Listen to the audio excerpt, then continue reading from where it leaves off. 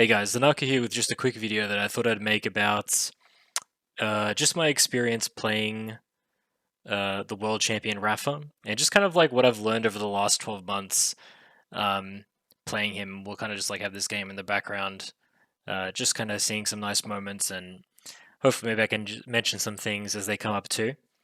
But yeah, it's been really interesting because I know that when I first came here, when I first came to Poland from Australia, like every time I played him, I didn't like win a game in like 6 months, or certainly felt like that.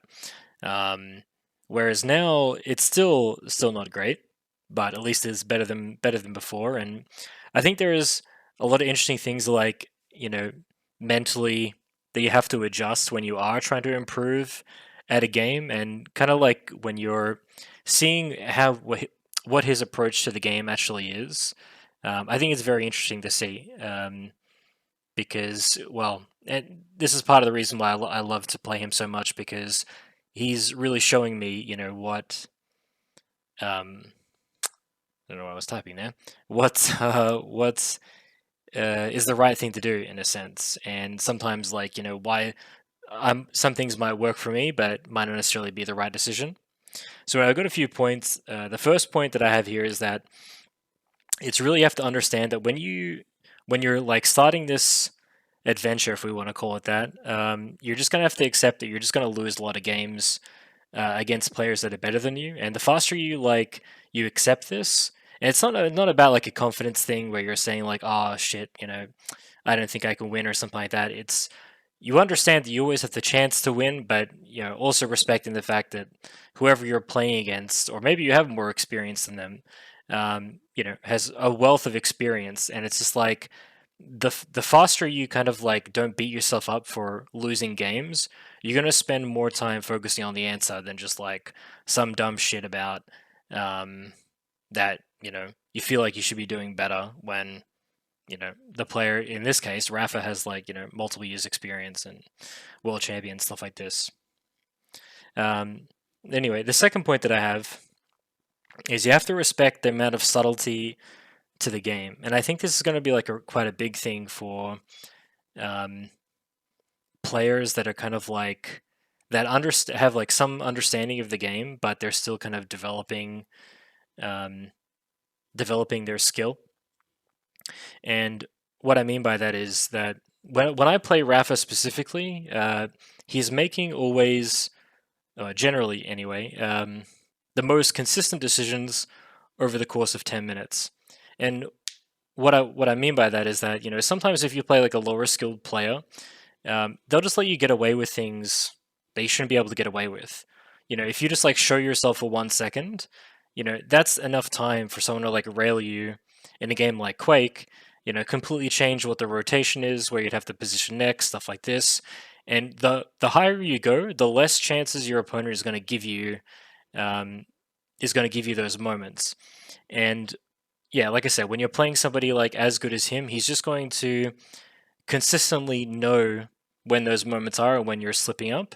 But that being said, also don't be afraid of like understanding that even your opponent is not perfect. As much experience that they have, there is certain things that you can do that's going to allow you to um, create advantages in the game where you might not necessarily that might not necessarily be the right thing. And that actually, well, brings me to my next point. Coincidentally, you're going to win. The point is, you're going to win games, but don't forget it's about consistency. And this one, I think, is this one probably hits the heart of a lot of people because what happens is like as you're increasing the ranks, you're gonna find that like you're gonna struggle against some players, but you're gonna do better against other players too. And classically, we can always imagine this case of just being a case of let's say the example I like to use is someone having an exceptional railgun, especially in a game like Quake. It's like extremely useful. And one example is like if you just like constantly all in people, or if you constantly push them and you hit the rails, it actually works, and you're actually going to win games sometimes against better players than you because, well, your opponent is not going to hit close range rails like you are. But the trouble with this type of mechanic is that if you don't hit it in one of these rotations, even just for like one moment, sometimes these type of like heavy, I even just did it then as well, in that moment in the game. Um, Sometimes that it creates such a big impact that you can actually like beat a player who is arguably making more consistent decisions because they're kind of like relying less on critical moments and more just like over these consistent decisions. And why I wanted to bring that point up so specifically is you want to you don't want to build the habit of doing things that are going to work sometimes.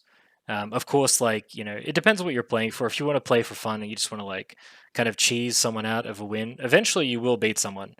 In this type of style. But if you want to go down like the competitive route, you really want to play with consistency in mind because that's the only from my understanding, it's the only way you're ever going to win a tournament. Not that I've ever, won a world championship or something, but just based on like Rafa's uh, play style, he does exactly like this.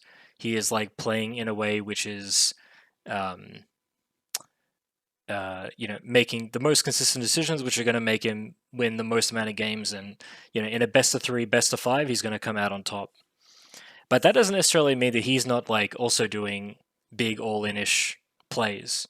The all-ins actually do have their place in the game because there are some moments where you're even going to find, maybe even in this game that we're watching now, that he may need to do that because there might be a moment where I have too much control and there's not enough time left, and he needs to do like a ridiculous move to snatch back control in an extreme way.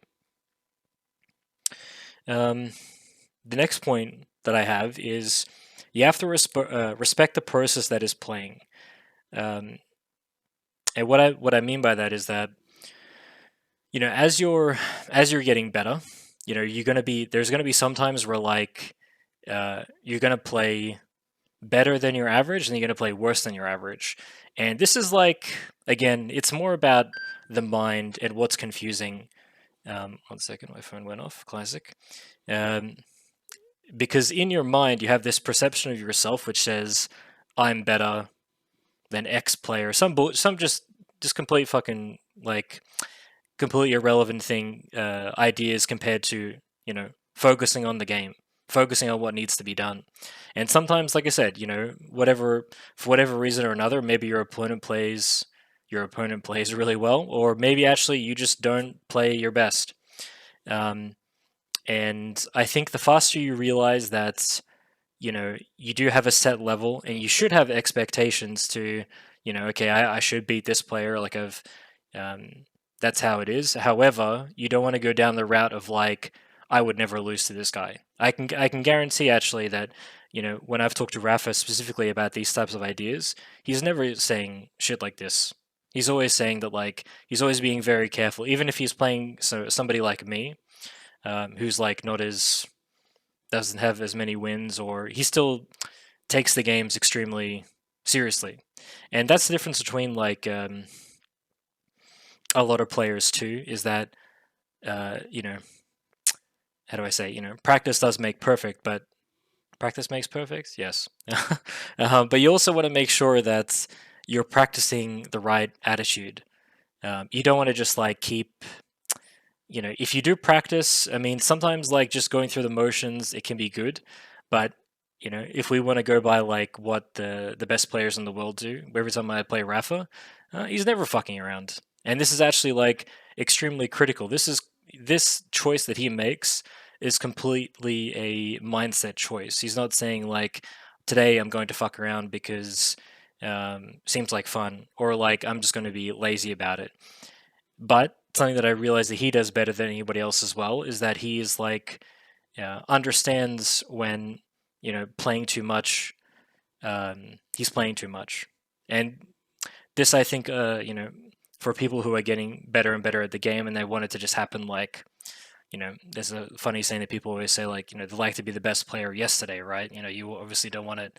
You don't want to wait. You just want to be there now. But if you want to get there the fastest, you have to respect the process. And of course, that's obviously my last point, which is just don't give up. Don't give up while playing, because if you stick to it, it's going to be one of the best things you ever did.